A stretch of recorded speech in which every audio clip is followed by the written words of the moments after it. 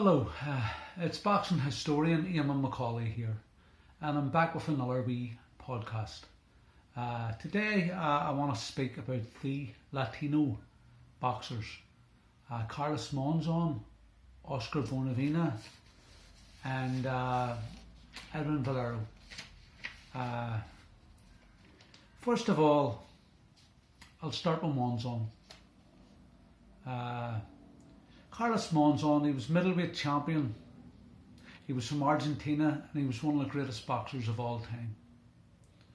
Monzon held the middleweight title for 7 years, making 14 title defences along the way. He had 100 fights, winning 87, 59 by KO. He lost 3 and he'd 9 draws. He'd also won no contest. He avenged his 3 losses by knockout, and 8 out of his 9 draws he avenged. He just couldn't get a rematch with Ubaldo Marcos Bustos. Monzon allegedly smoked 50 cigarettes a day. Apart from boxing in Argentina, Monzon also boxed in Brazil a few times. He had a draw with Bad Benny Briscoe at Luna Park, Argentina in 1967. I have to assume that Monzon got a hometown decision there. They boxed a rematch again in Argentina. I think it was Santa Fe. And Monzon won clearly this time by unanimous decision. In 1970, Carlos Monzon travelled to Rome to take on Olympic gold medalist, boxer of the tournament, reigning world champion and the darling of Italy, Nino Benvenuti. Benvenuti had only lost 4 times in 87 fights. Monzon was unknown and a massive underdog. In the fight, Monzon was audacious and brilliant. And on this night, he battered Benvenuti in a one-sided fight. Monzon won the world middleweight title. Carlos Monzon made 14 title defences and crammed in some non-title fights between championship defences.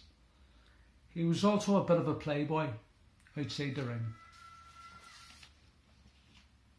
Monzon beat some good fighters in his title defences. He beat Emil Griffith twice. He destroyed brilliant welterweight champion Jose Napoles. Tom Boggs had only 4 defeats in 68 fights. Jean-Claude Boutier had only 3 defeats in 60 fights. And Tony Licata had 1 loss in 43 fights going into their fights with Monzon. But they were destroyed by the brilliant Argentine. Colombian Rodrigo Valdez lost a close fight with Monzon, and again in a rematch he pushed Monzon all the way.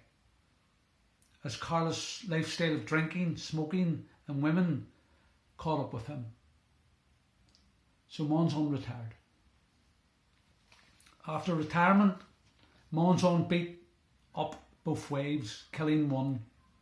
He was sentenced to 11 years in prison in Santa Fe. In prison, he was treated like a hero. He had his own keys and would go out at weekends and come back on a Monday. Couldn't make it up. He was on his way back to prison in 1995 when his car left the road and he was killed.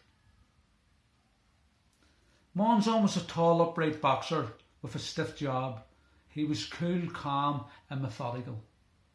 He could bang, was as game as he came, and could take a good punch. Oscar Bonavena, another Argentinian. He got his nickname Ringo because he copied the hairstyle of Beatles drummer Ringo Starr. A gregarious party man, he enjoyed life to the full at the cost of his boxing career. He was shot dead by a security guard outside a brothel. Oscar had had some issues with the owner, Joe Conforti. His body was flew home to Lions State at the Luna Park sports arena, where 150,000 people filed by. Oscar was 33 when he passed in 1976. He was only ever beat inside the distance once by Muhammad Ali, and that was in the 15th round, with one of the best left hooks I ever seen. Ali was actually going backwards when he threw that left hook.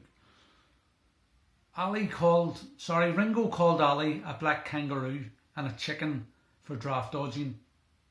Bonavena had 68 professional fights. He was an unorthodox wild swinger.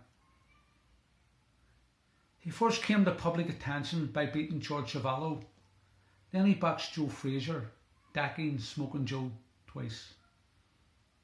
He beat Karl Mindenberger, decking him 4 times to win in Frankfurt, Germany. He lost a points decision to Jimmy Ellis, and he beat Leotis Martin, who ended Sonny Liston's career. He boxed Joe Frazier for the world heavyweight title, going the distance over 15 rounds. He boxed more circumspect in that fight than what he did in the first fight. In 1969, he got a draw with talented Gregorio Peralta, whom he had outpointed 4 years earlier. Bonavena lost to Floyd Patterson and Ron Lyle. He decked Patterson in the 4th, and he was dangerous right up to the final bell. He said Joe Frazier had a personal hygiene problem and would sniff if Joe walked by or if Joe was close to him. Lawsuits were brought by reporters with broken cameras, and there were other colourful behaviour. This was way before the circus you see in today's boxing and boxers. Boxing and boxers were generally respectful in the old days. Ringo could be volatile, as trainers soon discovered. His final career record was 58 wins, 9 losses and 1 draw. Evan Valero, Venezuelan boxer, born in 1981, died in 2010. Undefeated 2-weight champion, super featherweight and lightweight. 27 fights, 27 KOs. He had previously impressed in sparring with Eric Morales. He stabbed his wife to death. Jennifer Carolina Vieira, the mother of his 2 children. He confessed to the police that he stabbed her. He later retracted that. Less than 24 hours later, he was found dead in his cell. He had hung himself with his trousers. I read his book, Berserk. He had demons. He was on the verge of a really big fight. Bob Arum had Falero and Manny Pacquiao under contract. What a fight that would have been. Dream fight.